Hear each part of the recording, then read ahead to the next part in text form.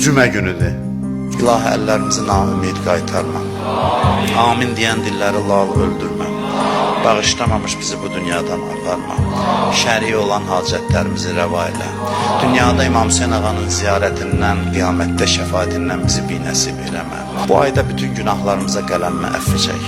Bütün xəstələrə, nəzərdə olan xəstələrə şifaya acil mərhəmət elə. Bizi bundan artıq bir-birimizə mehriban elə. Bizi şeytan, nəfs, əmmarə şərrindən hifz elə. Şəhidlərimizi Kərbəla şəhidlərindən məşhur elə. Gələn günlərimizi keçən günlərimizdən xeyir elə.